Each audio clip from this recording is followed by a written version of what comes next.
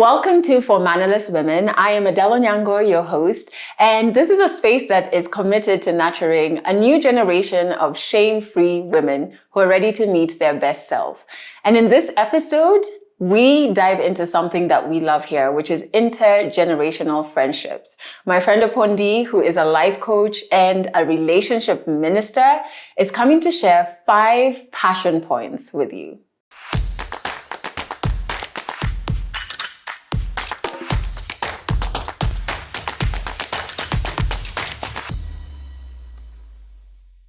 I am so excited that you're here because I wanted you to come on season 1. We didn't manage to make it work then, but you're here now. And I think you are an example of how people can center their identity and their agency and their power as women and still do the things that bring them joy. I'd like you to write my CV. Center. Yes, I love it. I really think so. Whenever I talk to kids, your daughter, we went to school together, and Tawi and I went to school together. Whenever we had a conversation about identity, and I kept saying, we have to also talk about Apondi and how seeing her remain true to herself modeled that to you as well. So I'm starting off by giving you your flowers. Oh, thank you. Yes. Thank you so much. Yeah. Thank you. I shouldn't touch this. No, it's my chest and everything. Yeah. Yes. The reason I think it's so important to have you on the show is I found it important for women to seek and to have intergenerational friendships. Yes. Yeah. I've seen how powerful that is for me. Yes. And I wonder if that's something that's the same on your end. Yeah. But tell me what you're saying earlier on before we went off. Yes. So when I moved out of Nairobi, the first friend I made, who was on season 1 of the show actually, her name is Mary. And the first time we met, we spoke for hours. First time, we sat and we spoke for 2 hours. Yes. This stranger who I've just bumped it. And we would talk about deep things like grief and with a complete stranger. And it just kicked off our friendship. And with time, I started to understand how we're socialized to think about friendships, even female friendships. First, they're discouraged because you're told women, you're your own worst enemies. Secondly, they have to look like you and be the same age as you. Yes. But I find that that's what's important is having that intergenerational friends amongst women. Yes. Is that the same for you? Well, you said earlier on that your friend Mary, she's a particular age. Yeah, and she's 68. She's 68. Yeah. And I'm 64. Yeah. And so what happened for me is that only recently did it suddenly occur to me that my friends are so many different ages. Yeah. But it came from a place of having to have given myself permission to have these friends. So like you say, I too was boxed in. Yeah. I was boxed in by religion. Yeah. So your friends need to be a particular religion. Yeah. None of that do like Jesus did when you are with the Samaritans. Yeah. No. You just stay with the Jews. Yeah. Kind of thing. So for the longest time, my friends were of a particular religion, particular faith. And my closest friends were also people the same age as me because we were being churned out by a colonial system of education, which blocks us into age groups. Yeah. Yes.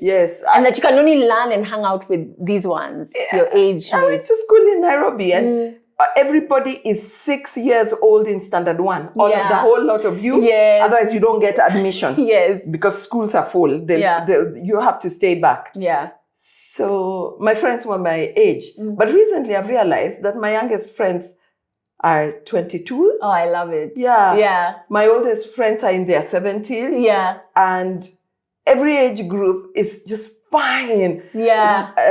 Like somebody I would call my friend now is Kit's friend Steph, who is my fitness coach. Yeah. And I see her at least twice a week. Yeah. And she's helping me through my strength training. Yeah.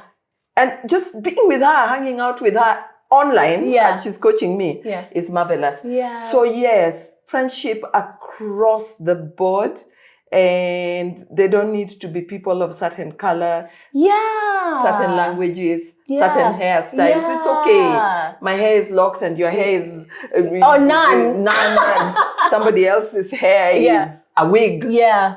It doesn't matter. Yeah. Yes. And you know what? Before we get into what the key points you want to share with our community, because that's another thing I love, is that there's so much to learn from you.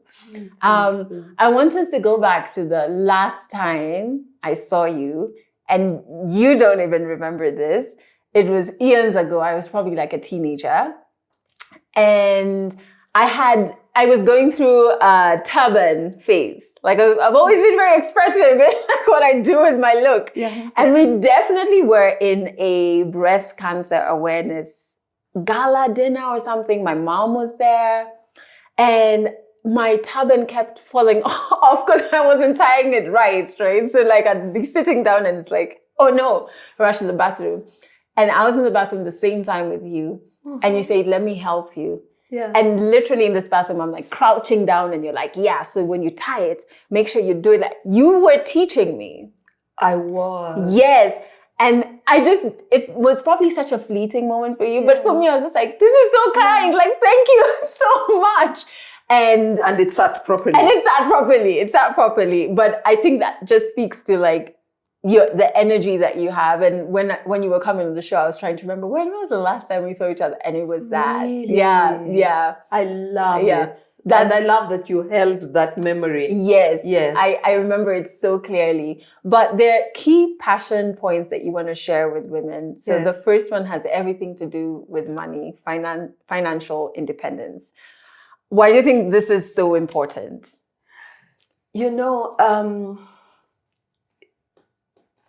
I did not realize the importance of financial independence in the context of a shared domestic economy.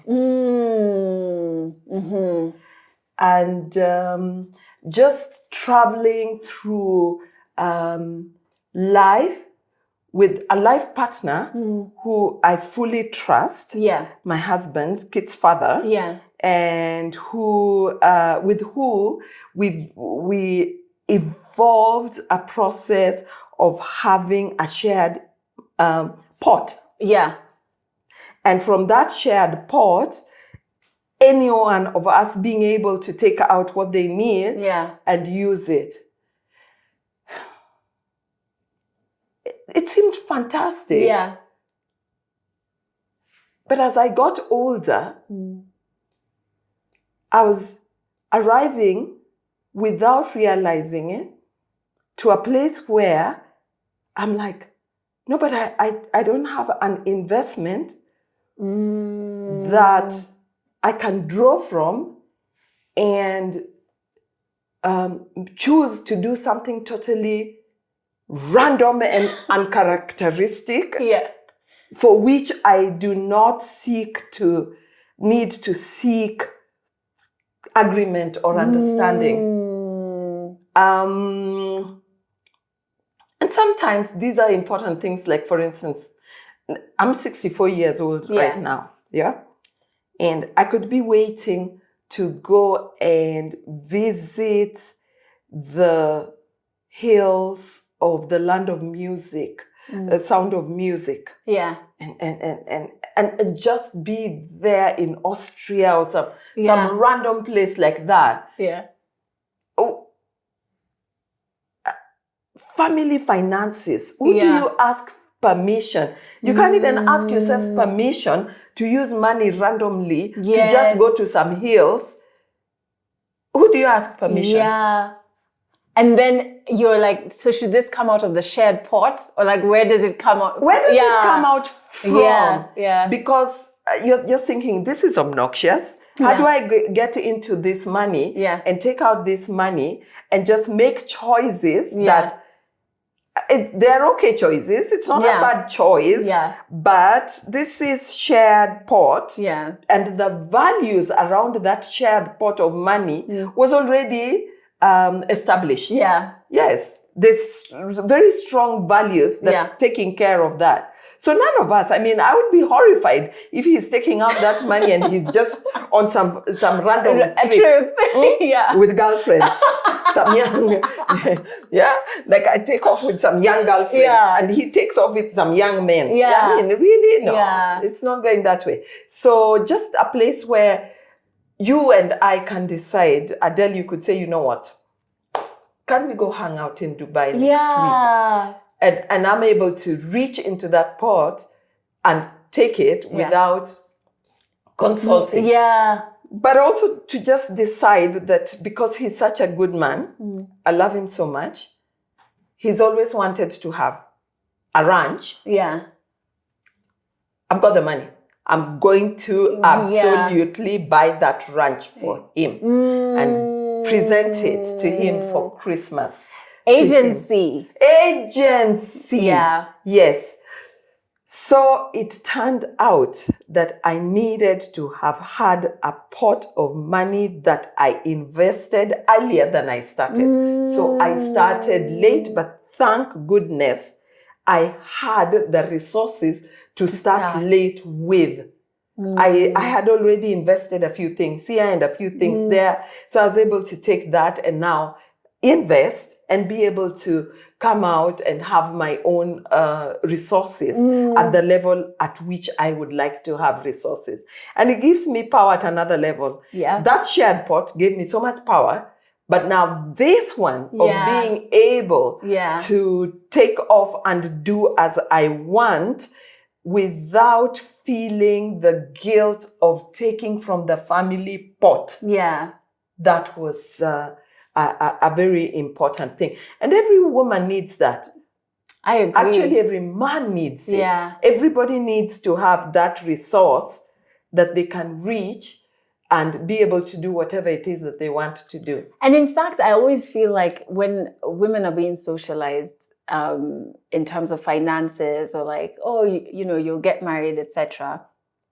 I wish it wasn't presented as have a hidden account. No, I hate that. Because then it's like, we're waiting for something to go wrong. I feel like having that, it's the agency to decide things. Yes. Which is wonderful and makes you an even more attractive partner, more attractive friend, because you're like free, right? Yes. When you were younger, was the conversation on finances, what were they telling women in terms of money vis-a-vis getting married or into a relationship? I don't come from a community that says hide some money. Mm-hmm. And because I do a lot of bridal shower work, in Kenya, we have communities that actually say hide money, hide some money, right? So, but my community says give all the money. So you see, that's a totally different story. Yeah, give all the money, put all the money on the table. So that's that's the narrative. Yeah. But somewhere along the way, I learned on my own to hide money. Yeah. And yes. And I told my husband, because you're my friend, I need to let you know I hide money from you. And when you ask me if I have money, I lie to you. So I just want to put it on the table that I lie to you. Open secret, I lie to you. Yeah. Yes? Yeah. And he's like, but why do you lie to me? Yeah. I said, because every once in a while you are in such a tight place. I hate looking at you when you're in that tight place. You're not in a good place. And I want to be able to find it and give it to you, because that tight place is not a place that leaves you empowered. When you're a young man, he was a very young person, and I was a very young girl, because we got married when I was 25. Wow. Yes. Yeah. So he did know that I would hide the money from him. And I said it. I said, I am just putting this on the table. I hide money. That money is hidden from you. Yeah, so I bring it out and then be able to help. Yeah.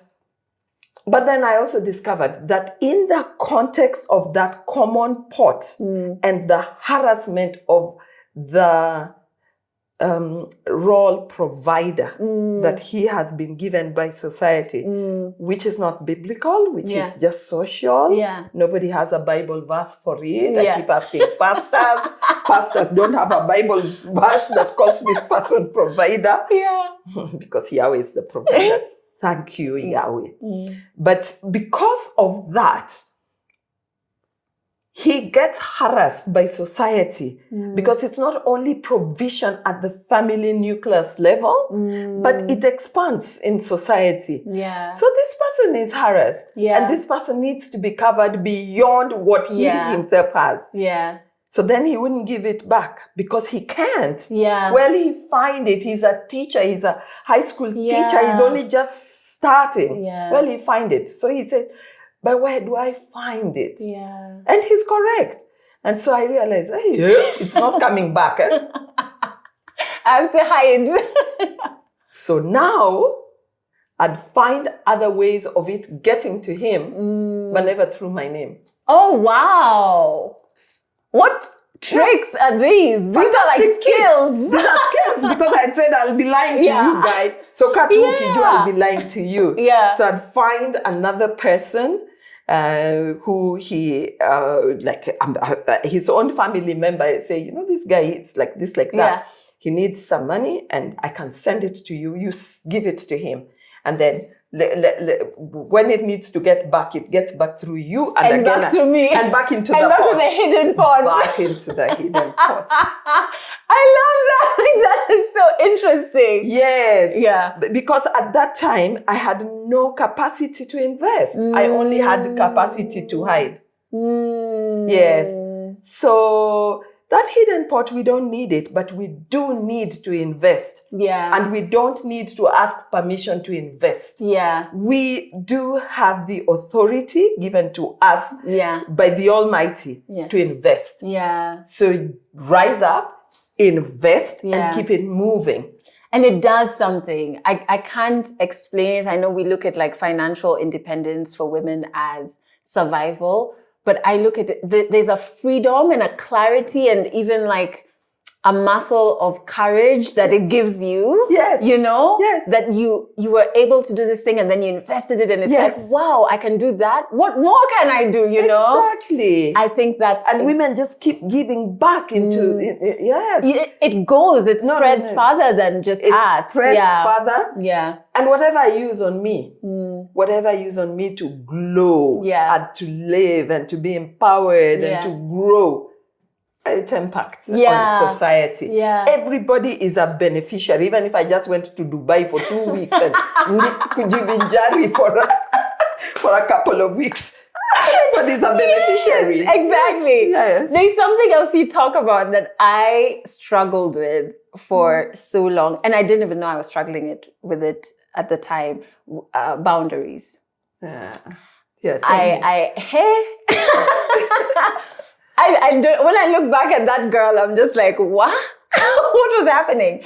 I did not have any boundaries in my personal life. And I think it's because, therapy has helped me understand it's because I didn't see myself as worthy. So in friendships or in relationships, I would arrive with no boundaries because I feel like you're doing me a favor by being my friend, a favor by being my partner. Yeah. So it's a free for all. I'm not going to say no because if I say no and you go, then you're affirming that I'm not worthy. Yeah. So I want you to stay, right? Yeah. But thank God that phase ended because then you run out of fuel first and foremost. Yes. You run out of fuel with no boundaries. Yeah. And some of the most transformative work I've done in terms of self-work has been building healthy boundaries. Yes. What was your relationship with boundaries like? You know, I'm building this ship as I sail it. Yes. So I haven't finished building it yet. Yeah. Yeah. And so that whole thing that you went through, Yeah. I believe it's everybody's experience, Adele. Only that you interrupted the trajectory of it. You did that, and you're able to recognize it. Yeah. And able to do something about it. I'd like to put it to you that the work isn't over. Oh yeah. That's the hecticness. Every boundary, yeah, comes a new horizon of boundaries needing to be built. Yes. So, and I didn't know that, but these horizons keep coming to me, and I'm like, what's going on here? Yeah. So, let's look at patriarchy and the way that society has designed for you and I to be givers. Yes, and it's celebrated. The more you give. It's celebrated. And then the takers, somebody once said that, in this world there are givers and takers. Then there are givers who are takers. And then there are takers who are takers. Okay. Then there's givers who are givers. Yeah. But never take back anything. Exactly. Right? So what happens with somebody who finds out that actually they didn't have many boundaries is most likely how you'd been designed by society to be a giver. So you keep giving and you keep giving, and I say sorry on behalf of society because I'm your mother. Yeah. So on behalf of society, I say sorry. Yeah. Because I didn't teach you when you were very young to create boundaries. I taught you to be kind. I taught you to have a big wide smile. Yes. I taught you to suck it in, and when you're hurt, and to sit in the corner, suck your thumb, and then come out with a smile and continue giving until you gave from empty. Yes. Yeah. Yeah. And when you gave from empty, you went to a therapist. Yeah. Yeah, because you're like, now there's nothing. Even for me. I can't even give myself. Yeah. Because I have given it all away until I come back empty. And so that's good. And it's not like it's going away, this thing of being people recognizing Adele is a giver. And so a lot of the friends then that you attract are takers and relatives who are takers. Yeah. Not every relative needs to be your friend. Yeah. But the ones who are takers will be your friend if you're a giver. Because they can see it. They can see it. Then there are those who are as balanced as you or are beginning to learn. So you can journey with them in a healthy way because we're beginning to learn. We've been overgiving. Yeah. We are running from empty. And then you can replenish each other. Yeah. So there are those friends and those relatives like that. So this has happened to me. Yeah, how did you? I'll give you an example. Just, recently I'm speaking the week before last, I'm speaking with a group of women. And they're like, Apondi, you're 64 years old. You're going through that thing now? I'm like, girls, I'm going through that thing now. It is what it is. It is what it is. Yeah. Where there is a segment of female relatives who are treating me, or I have allowed them, actually I created a platform and invited them onto that platform. Yeah. And coming from a place of kindness and generosity and standing on the abundance platform. Reaching out to people and looking out for their needs. And them taking it and complaining about it and throwing dirt back at me. And my getting to a place of realizing that this is not dignifying. Yeah.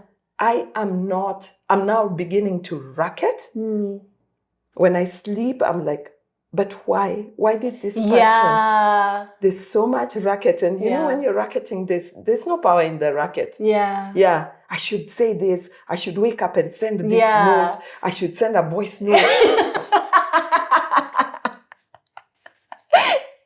So I'm like, but Apondi, this is so powerless. So I called myself to a meeting and I said, it's a wrap. Yeah. And I cut out people. Yeah. I just said, but you're my relative. Do you have to be my friend? No. You don't have to be my friend. No. We can continue relating from the place of I honor you. We are just related. And I honor you. Yeah. But do I have to sit around laughing with you? Just laugh. Laugh with yourself.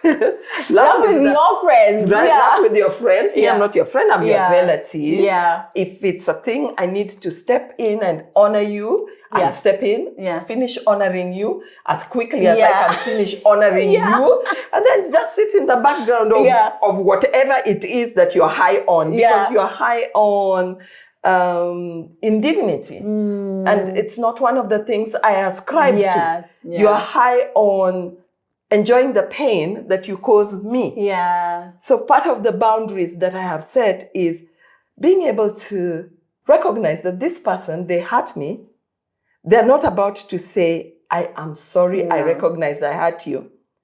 And coming to the place of realizing they're actually enjoying the pain. Yeah. And you have to learn how to heal or move on without the apology as well. And then you're in control. Yes.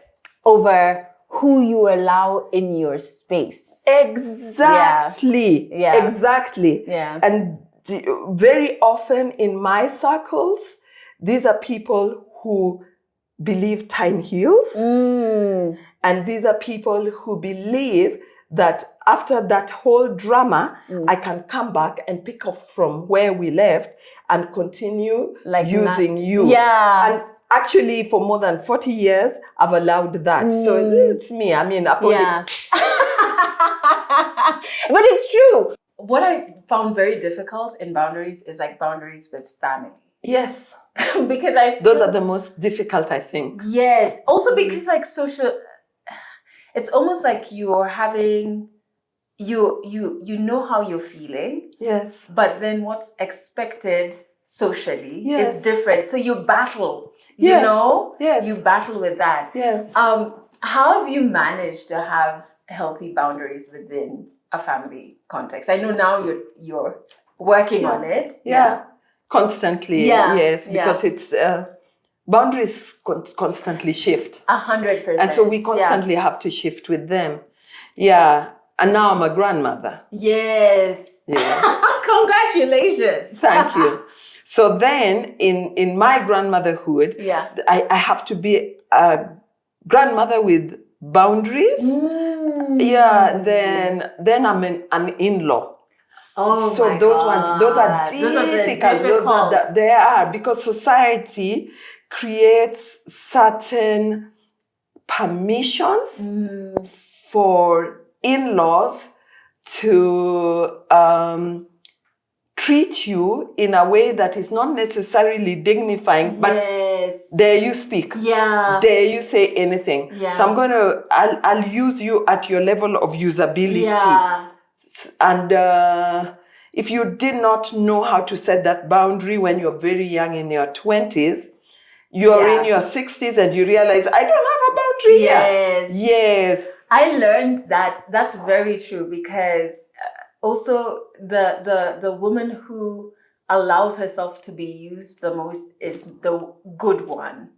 Always. And the one who doesn't and has healthy boundaries is a difficult She's one. Called difficult and she's called bad. Yes. This is a bad woman. This woman is destructive. Yes.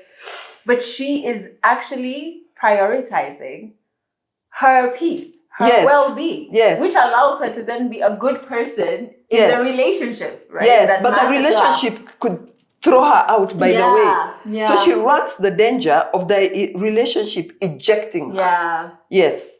Because we have a multifaceted relationship in our marriage culture. Yes. You at the beginning, you think I'm getting married to so and so. What? You got married to a clan. That now thinks that you have to change your entire identity and culture to theirs. To theirs. That you didn't exist. There was nothing. No, you came like an empty board, and now they're going to write history into you. Yeah. But also they have certain expectations, which at so many levels, it's at user level. Yeah. Yeah. Shall I tell you something? Yeah. There's something that I call send a slave. So we could educate you. Yeah. Then we send you to go and work in America. Mm-hmm. Then you get to America. We, did a harambe. We sent you. And you arrive there. And Adele, you realize you have to hold down 3 jobs to send money home, to survive. You're living on black coffee. You never have the chai fupi that you had at home. Yeah.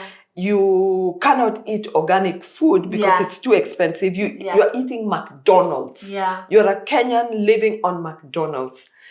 There's no githeri. Yeah. You're just living at the lowest level of existence just so that people at home can have money sent back to them. You are sent a slave. Yeah. You are the slave we sent out to make sure that our life here is going a particular way. Now, that very often happens with a woman who gets married into a particular home, and you suddenly find that you are stripped of your rights to make particular choices. We just expect you to cook a big ugali because you came here to cook. Exactly. Yeah. And in Doluo, the word for coming to get married is coming to cook. Iditedo. Yeah. So now you better be cooking. Yeah. And the size of the ugali can be so big. Yes. Yes. So for me, even just bringing it down to that ugali level and the setting of the boundary that I had over that, I remember arriving, I'm this young woman, grew up in Parklands. I don't know how to cook that ugali. I don't know how to cook ugali for 5 people. Yeah. Yes, I know how to cook ugali for maybe 8 maximum. Yeah. But now when it comes to this funeral-sized ugali, yes, and the pot is getting big. The pot for ugali is big. It's humongous. And so the women said, okay, so now that the water has boiled, we want you to cook the ugali. And I'm looking at these women and I'm like, this is that thing. It's village bullies. Yeah. And they've descended on me. And I said, no, I have no problem. I'll cook the ugali. And I took my kaki and I said, and you will go and siaga the unga. The woman said, what do you mean? I don't know how to drive a car. Yeah. I said, okay, I'll go and siaga the unga and you cook the ugali. Yeah. I know something that you don't know and you know something that I don't know. Yeah. For me, it was possible for me to have that conversation because I was a high school teacher when I got married. So I was already equipped. But very many women get bullied to the point where they cannot even speak. Yeah. So the boundary that I set on that day is, if you ask me to do something, you better know everything that I know how to do. Then, only then are we equal. Yeah. But here we can be equal where I know some things and you know some things and now we can work together. Yeah. So those are some of the boundaries I set at that level. Yeah. But these boundaries, they just kept shifting on me with my own family members. It's never enough. Like the takers want more. It's never enough. Yeah. It's never enough. Yeah. It's never enough. Yeah. And I don't, what I also feel like is why women shouldn't participate. I don't think you should have to negotiate your respect by like giving something or your dignity or your, that's not something I completely agree. In. No, it shouldn't. But then once I've been cornered, then I have to bring something from my own arsenal. Yes, and say, okay, go drive. Yeah. You go get the unga. Yeah. Because you brought in a huge one for me, a huge ugali. I'll bring in a huge kaki. Yeah. Here's the kaki. What are we gonna do? Yes. Yes. What now? What now? Okay, so boundaries are very important, and I love the openness that it's never ending. You constantly, and I am still even catching myself, like where I'm just like, it seems like there are no boundaries here. What's happening, you know? You also talk about toxic people and how you irritate them. Yes. What does that mean? And why is it so important that you speak to our community about that? This is why this is important. I am actually constantly on the trajectory of growth. Growing, studying the right things, going into the right places, relating with the right people so that I can learn and grow. And part of growth is constantly, for me, a value that I've established for my life is to be dignifying to people and to treat people with dignity and to grow people in a way that is dignifying. Yeah. Right? There are people that you cannot do that with. Hey, my friends. And it is just like, that's just what it is, right? It is what it is. There are people who are committed to the opposite. Yeah. Committed to being toxic, committed to being nasty, committed to deconstructing people. Yeah. So even as I step out and I say, my life is about having transformational relationships and transforming people in ways that add value to me and transforms me so that we are growing. Like this conversation, a conversation that grows you and grows me. Yeah. Conversations like this. There are people who just cannot have this kind of conversation because they're just thinking, who does she think she is? Yeah. First of all, she's too dark. Yeah. She's too fat. Exactly. Yeah. Why does she? Who does she think? Yeah. She thinks she knows all that. She better not come here and try and tell me any of that. Yeah. Yes? And there are people who would rather pull somebody down rather than lift somebody up. Yeah. So it just recently occurred to me, I've been knowing that there are people who are pigs. They like to be, let me just say it straight out. They like to be in the muck and wallow in it. And they like to invite you to join them. And only one of you will not be happy with the dirt. Yeah. One of you will want to get up and go and shower and clean up. But the other one really had fun. Yeah. They're constantly inviting you to a fight, into some gossip, chaos, into beating down somebody. Yeah. Yes? So the question you asked me is, what about these toxic people? Yeah. Yes? And what do you do with them? What was the question? How you irritate them. How I irritate them. And how? You know, it recently occurred to me, even in my silence around some people, they are so irritated, they'll create a thing about me. Something to go and say. You know, there's a Luo saying, liech ikuo the kolokotoke. You only speak about the elephant when the elephant is facing the other direction. They're not there. Yes. I turned out to be an elephant. I have toxic people in my life who say the most negative things about me, but they never say it to my face. They can't. Yeah. And so it occurred to me that I irritate toxic people. Let me give you an astounding example.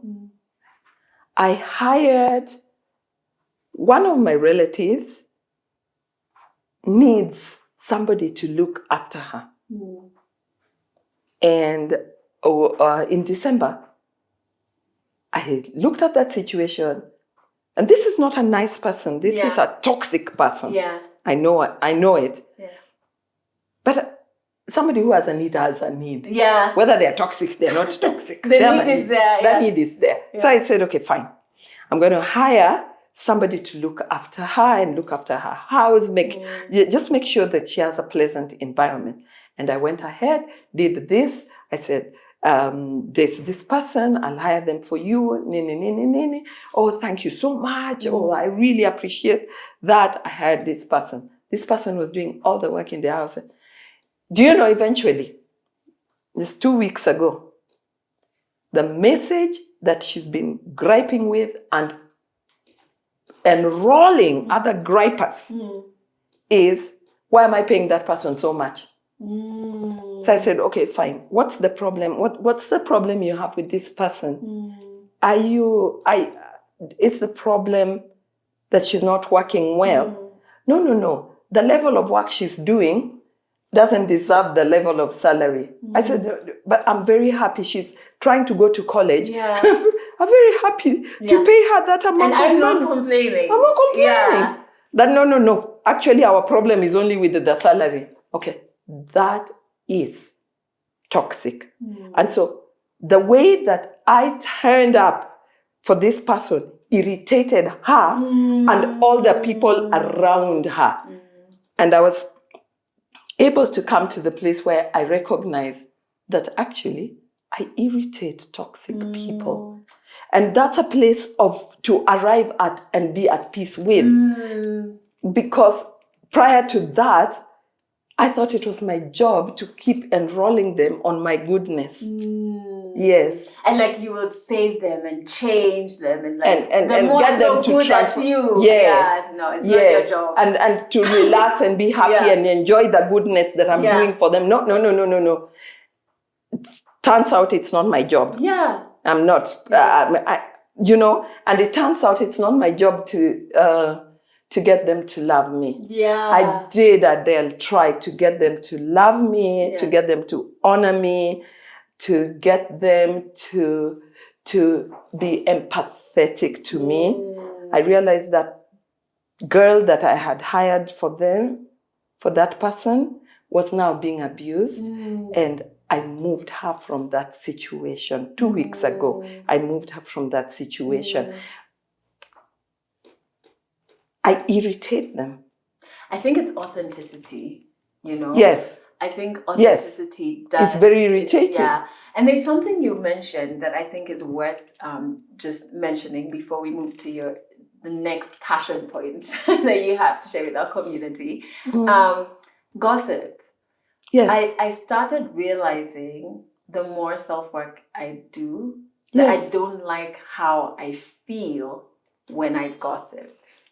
The more self-work you do. Yeah. And I kind of, there's a judgment with gossip that's uncomfortable for me. Oh, good girl. Because I'm just like, well done. Who makes me decide what someone else should be doing with their life, right? Yes. But I think it also, you can think you're bonding over gossip, but you don't know each other.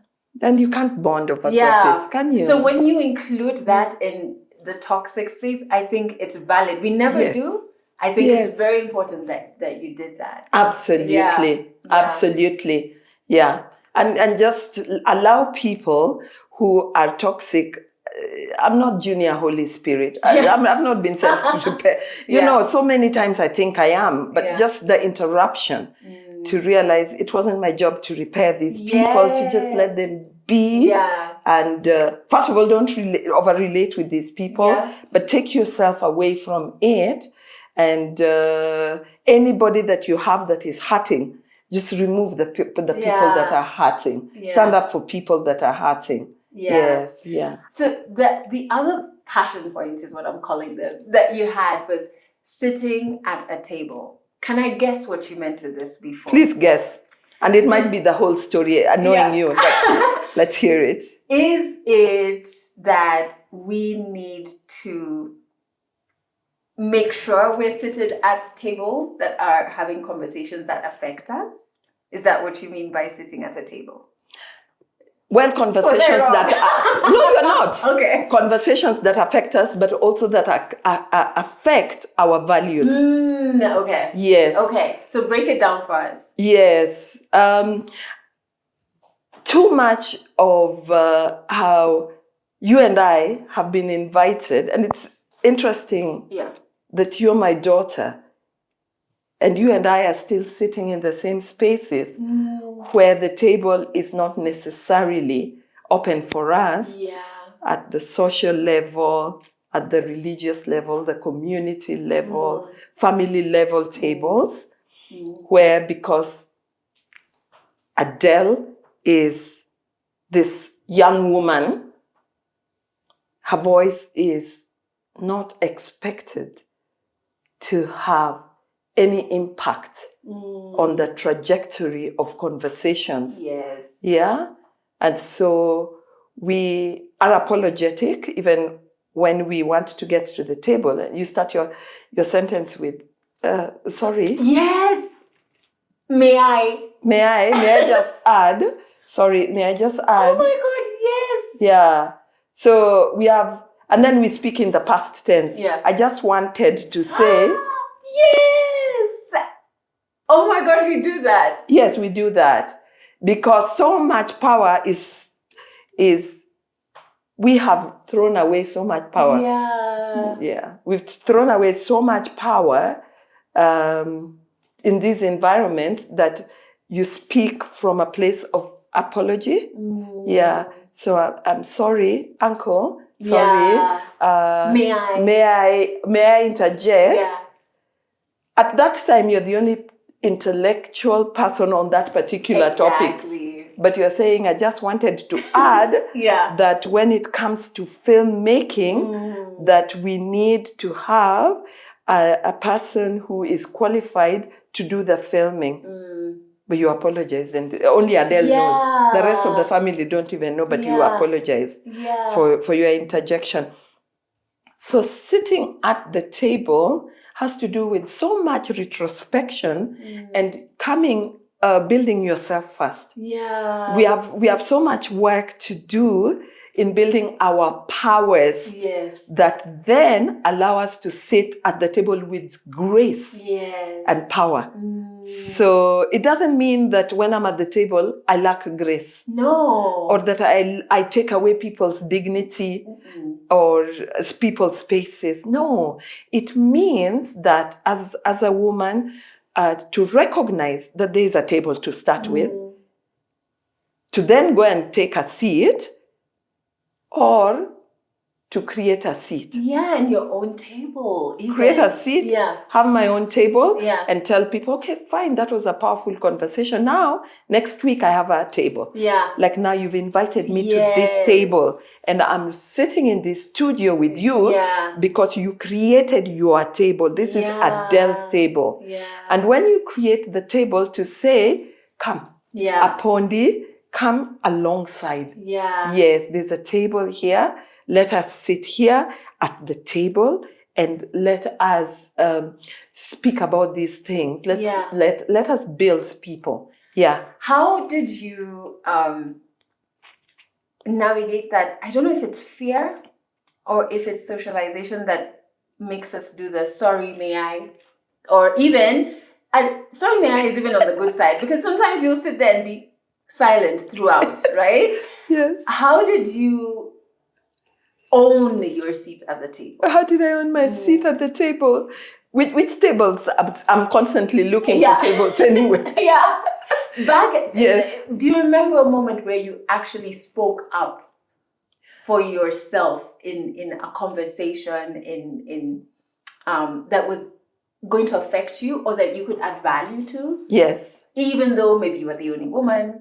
Yeah. Or maybe it was a time where people didn't want to hear from women. Yes. Yeah. In my line of work, because I did a lot of social development consultancy, and it meant running meetings and facilitating conferences. Yeah. And sometimes when it was a scientific conference, I was the only woman in the room. I'm the facilitator, but I'm the only woman in the room. And that, in my 30s, my early 30s, allowed me to stand in a position where my voice was the voice guiding the meeting. I may not understand what it is you're speaking about, but I'm the only one equipped to guide the meeting. Yeah. And during that work, I remember the first time I was hired by FIDA to go and run a conference. I realized that I was going into the study of law around human rights and gender rights. And one day it occurred to me, why am I trying to be an expert where there's a room full of experts? And my job And Adele, I think this is the clincher for this conversation. My job is to be authentic and to have the skills to guide the conversation. So to learn that I am not to be the expert in everything, but I'm to be the expert in the thing that I have taken on. And my job is to guide people to have powerful conversations. Yes. So with that, I was able to take a seat. Yeah. And to, when walking into a room, if they're discussing, I remember the first time I facilitated a workshop on rinderpest. Yeah. And going into the room and saying, I'll be your facilitator for this five days, and I don't know what rinderpest is. Yeah, just to authentically be in that space of it's okay. Yeah. I am committed to running a powerful workshop. Yeah. And at the end of this workshop, we shall have achieved all our objectives. Yeah. That is my commitment to you. Yes. Yeah. I don't know what rinderpest is, and I don't know if I will know by Friday. But you will have an impactful workshop. It will be impactful. Yeah. Yes, and I will be able to guide it in an impactful way. Just to be able to know and to be at peace with, I am the expert in this area, and it's okay to work alongside other experts. That gave me a seat at the table. So it still comes back to like knowledge of self. Yes, right? yes. Because then you're like, that's why I'm in this room. That's why I'm going to go to that table. Yes. That's why I'm going to speak up. Yes. This is the part I'm an expert in. Yes, right? Exactly. And then in the space of also speaking up, to observe and see the people in my life, in my sphere of influence, who don't have a seat at the table. And to raise my voice and invite them not only to the table, but also push off the toxic people who don't want this person to be at the table, so that their voice can also be heard, because they have an important voice. Yeah. Yes. The last point that really caught my attention when it comes to the what you want to share with our community has to do with the boy child. Yeah. And would I call it their socialization, or how? Yes. What is this burning point you have around that? I'm so glad you picked it yes. as one of the things you wanted me to speak about. Yeah. So glad. Adele, look at this scenario. There's a 12-year-old girl and a 15-year-old boy, right? Their mother is going on a trip for a week. Yeah. And their father doesn't live here because he works somewhere else. Okay. So she's leaving these people in the house. Who is she instructing around food? Oh, the 12-year-old. The 12-year-old girl. She's instructing the 12-year-old girl. Yeah. Who's she leaving with the money for the milk, the githeri, and all the dinners? It's her. This 12-year-old girl. Yeah. Yes. So society has come to a place where we have a blindness towards this boy child. And this boy child, we are actually not giving him adequate capacity and skills to be a leader. But at the end of the day, we say he must be the leader because he stands up to P. Because he stands up to P, not because he's more skilled than his sister. Yeah, he doesn't have the skills. Yeah, he doesn't have the skills, but because he's a boy.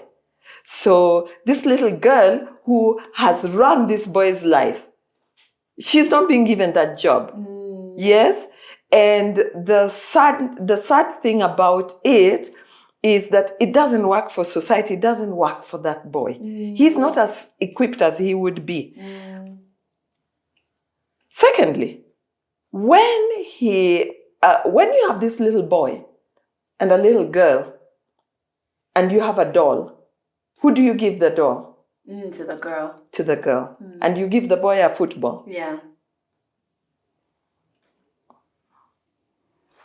He's not going to be a father. What's going on? What's going on here?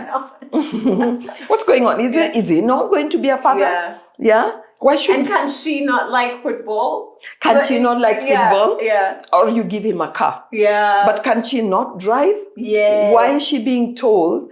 And so by age 5, your daughter starts saying, I'll marry a man who has a car. But you're thinking, but why don't you have a car? Yes? Then you buy him an aeroplane and he says, I'll be a pilot.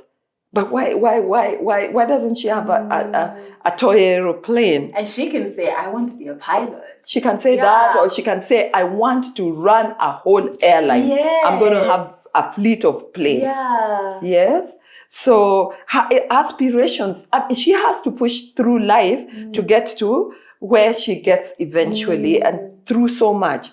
So this boy also, when he leaves the house and he's 15 years old and he's got a twin sister and she's 15, what time do you want that girl in the house and what time do you want that boy in the house? You want her like by 5. And by 5, you want her in the house. Before it's dark. You want her in the house before it's dark. Yeah. And him? Is there even a time? You just want, when he comes, he comes. When he comes, he comes. And his sister will have already served dinner. And yes, this 15-year-old sister, right? And he's not being protected from the sexual predators that are raping him. Even the neighbors, his friend's father is raping him. This boy, he is 15 years old, but the shield and protection that his sister is getting, she's not getting. And then the predators know it. So they very quickly, he's high on bangi. He's high on every narcotics that's available, right? His sister, even smoking a cigarette, women smoke cigarettes in hotel bathrooms because society has set such high standards for women's behavior, moral behavior, social behavior, that you and I can't sit here and just start smoking online smoking as we're having this conversation. We can't. Could be a couple of men having, their cigarettes here and they're smoking. Even smoking, leave alone bangi or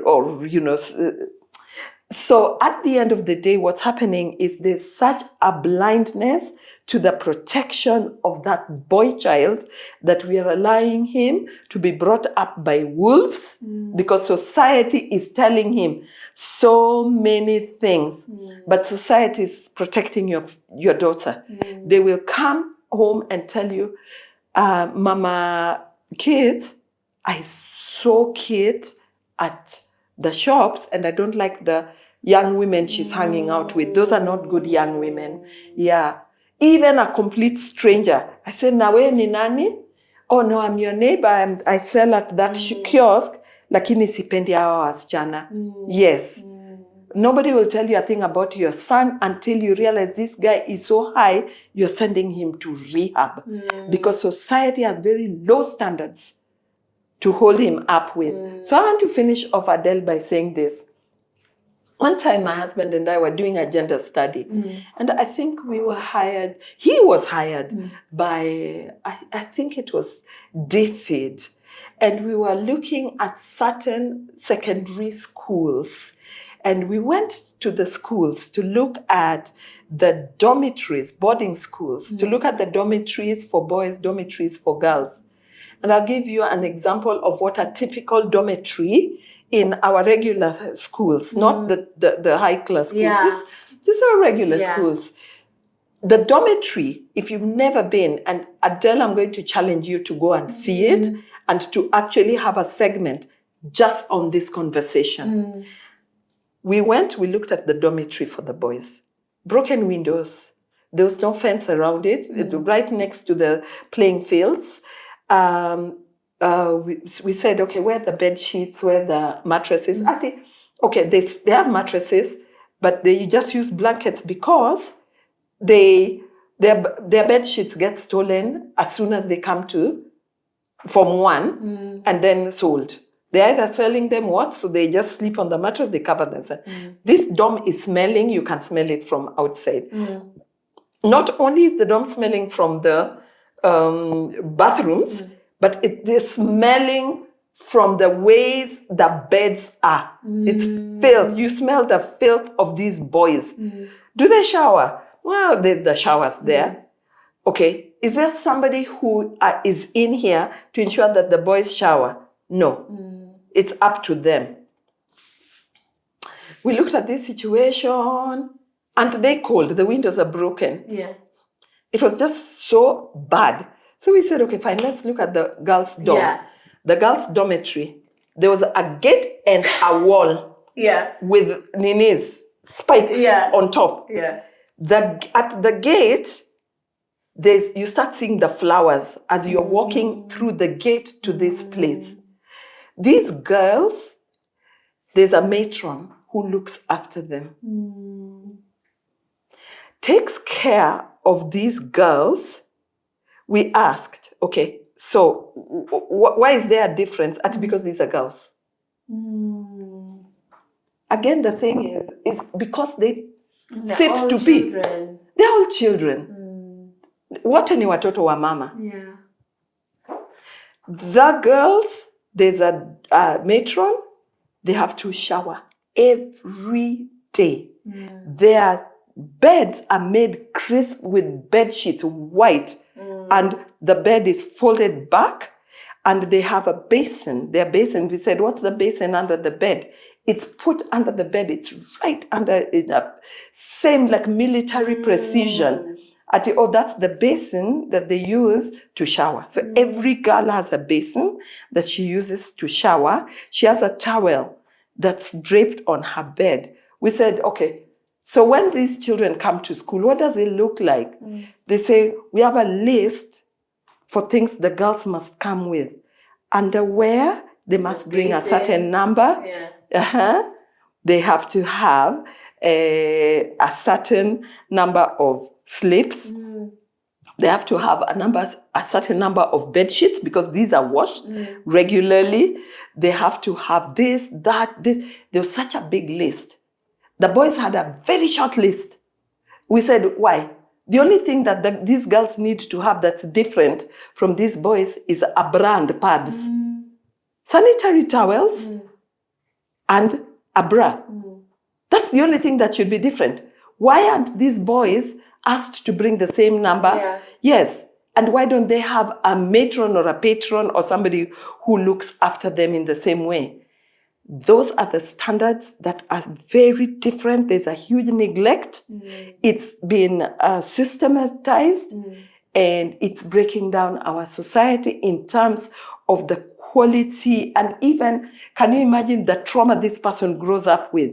This is somebody who will beat up the wall. I was going to say, I think a lot of the issues we have in terms of like violence, be it sexual violence, and all of these issues that we're having and that's done to women, right? Yes. It's because we have been, the monsters who perpetrate this, who are men, we have been grooming them. Yes. And growing these monsters. Yes. And now we're shocked that this is happening. But I'm like, it could only end up here. Yes. Like we were preparing for this actually. Exactly. Because that socialization, that breakdown is what's happening. And I also feel like even for the girls, that extremeness doesn't even allow for individuality. Right? So it's almost like if you're a girl, you have, like what you're saying, we can't smoke or we can't. If you're a girl, you have to do this and only this, right? Yeah. There has to be care. Yes. Across the board, and there has to be room for the individual. Yes. Who are you as Apondi? Yes. Who are you as Opondi? Yes. Who are you as Jane? Who are you as John? There has to be that space. And so as we wrap the episode, what is one thing you can leave the woman watching this with? What's one message you want to leave them with?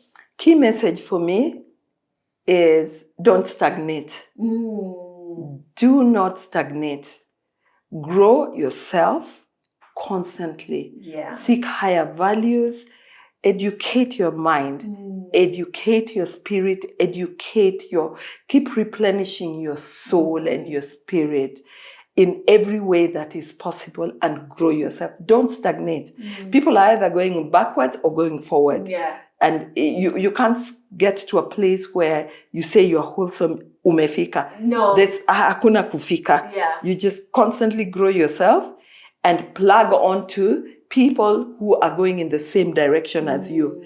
Yeah, and it's okay to let people go. It's okay. Not everybody is going to climb the mountain. Yeah. Yeah, just climb the mountain with they who are climbing it. Apondi, thank you so much for making time to come on the show. I'm so happy to finally have you here. And I think just by you being you, you're inspiring so many of us. I watch you sometimes when you're with kids, and I'm just like, oh, she's making so much sense. She's like our collective friend and mother. Oh, thank right? you. And to you, I hope you enjoyed this episode. If you check out the description, we'll not only share ways in which you can come into contact with the incredible work that Apondi does, but I might put in some of my favorite episodes from her and Kit, who is her daughter's show online. Make sure you like this episode, share it with all the mannerless and almost mannerless women in your life. And I have to say a big thank you for you being here with us throughout the second season, being part of the community. We love and appreciate you. And the final thank you has got to go out to Polished Homes, who have been our partners. Apondi has been admiring our sets. The first thing you asked for was like, yeah, this was my favorite. This fan is like my favorite. Polished Homes have made all of this possible. So we're very thankful to them for believing in us. And it's officially a wrap for season 2.